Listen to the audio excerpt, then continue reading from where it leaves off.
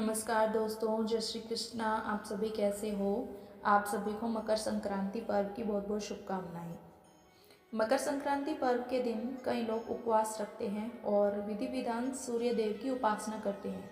इस दिन धर्मराज की ये कहानी जरूर सुननी चाहिए। हिंदू धर्म में शायद ही ऐसा कोई त्यौहार होगा जिससे जुड़ी कोई पौराणिक कथा या कहानी न हो। मकर संक्रांति पर्व की बात करें तो इससे भी कई कहानियाँ जुड़ी हुई हैं। इस साल मकर संक्रांति 14 जनवरी को मनाया जाएगा।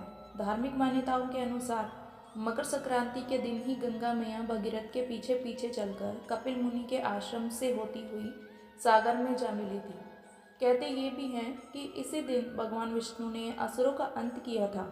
साथ ही इस पर्व की एक कहानी धर्मराज से भी जुड़ी हुई है, जिससे इस पर्व में जरूर पढ़ना या सुनना चाहिए।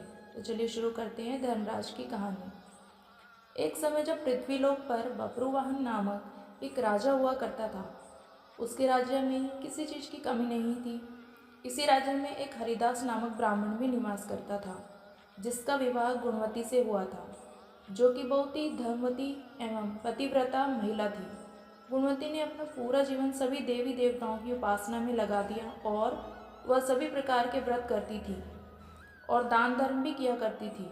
इसके अलावा अतिथि सेवा को वह अपना धर्म मानती थी। ऐसे ही ईश्वर की उपासना करते हुए वह वृद्ध हो गई। जब उसकी मृत्यु हुई तो धर्मराज के दूत उसे अपने साथ धर्मराजपुर ले गए। यमलोक में एक सुंदर सिंहासन पर यमराज विराजमान थे और उनके पास ही चित्रगुप्त भी बैठे थे। चित्रगुप्त जब धर्मराज को प्राणियों का लेखा जोखा सुना रहे थे, तभी यमदूत गुणवती को लेकर आए। गुणवती यमराज को देखकर थोड़ी भयभीत हुई और मुंह नीचे करके खड़ी हो गई। फिर चित्रगुप्त ने गुणवती का ब्यौरा निकाला और उसके बारे में धर्मराज को बताया। धर्मराज ने गुणवती का पूरा ब्यौरा देखा और वे प्रसन्न हुए, लेकिन फिर भी उनके मुख पर थोड़ी सी उदासी भी छाई हुई थी। यह देखकर गुणवती ने पूछा, हे प्रभु, मैंने तो अपने जीवन काल में सारे सत्कर्म ही किए हैं, फिर भी आपके मुख पर उदासी छाई है, इसका क्या कारण है? प्रभु, मुझसे क्या भूल हुई है? धर्मराज ने कहा, हे देवी, तुमने सभी देवी देवताओं के व्रत किए हैं, उपासना की है, लेकिन कभी भी तुमने मेरे नाम से पूजा या पाठ या दान नहीं किया। धर्मराज की बात सुनते ही गुणवती क्षमा याचना करने लगी और कहने लगी, हे प्रभु, मुझे आपकी उपासना के बारे में कुछ पता नहीं है। कृपा करके मुझे ऐसा उपाय बताइए प्रभु, जिससे सभी मनुष्य आपकी कृपा के पात्र बन सके। मैं आपके मुख से आपकी भक्ति का मार्ग सुनना चाहती हूँ और मेरी कामना है कि मृत्यु लोक पर वापस जाकर मैं आपकी भक्ति करूँ और सभी लोगों को इस बारे में बताऊँ। धर्मराज ने बताया, जिस दिन सूर्य देव उत्तरायण में प्रवेश करते हैं, यानी मकर संक्रांति के दिन मेरी पूजा शुरू करनी चाहिए और उस दिन से लेकर पूरे 1 साल तक मेरी पूजा करते हुए ये कथा सुननी चाहिए। साथ ही मेरी पूजा करने वाले व्यक्ति को धर्म के इन 10 नियमों का पालन अवश्य करना चाहिए।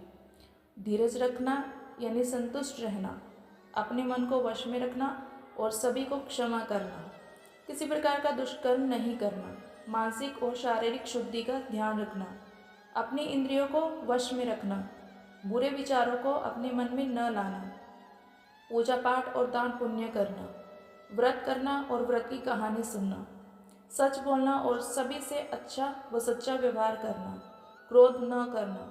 धर्म के इन सभी लक्षणों का पालन करते हुए 1 साल तक मेरी कथा नियम से सुने, दान पुण्य और परोपकार के काम करें और अगली मकर संक्रांति पर इस व्रत का उद्यापन करें। इसके बाद मेरी एक मूर्ति बनाकर विधि विधान से प्राण प्रतिष्ठा करवाकर हवन पूजन करें और साथ ही चित्रगुप्त की भी पूजा करें और काले तिल के लड्डू का भोग लगाएं। इसके बाद ब्राह्मण भोज करवाएं व बांस की कटोरी में 5 सेर अनाज का दान करें।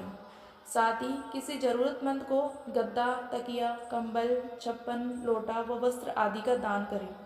संभव हो तो गोदान करें। धर्मराज से व्रत की पूरी कथा सुनकर गुणवती ने पुनः धर्मराज से प्रार्थना की, हे प्रभु, मुझे फिर से मृत्युलोक में जाने दीजिए, जिससे मैं आपका व्रत कर सकूं, साथ ही इस व्रत का प्रचार भी लोगों में कर सकूं। इस पर यमराज ने गुणवती को धरती लोक पर फिर से जाने दिया। धरती पर वापस आकर गुणवती ने धर्मराज द्वारा बताए गए व्रत के बारे में अपने पतिदेव को बताया।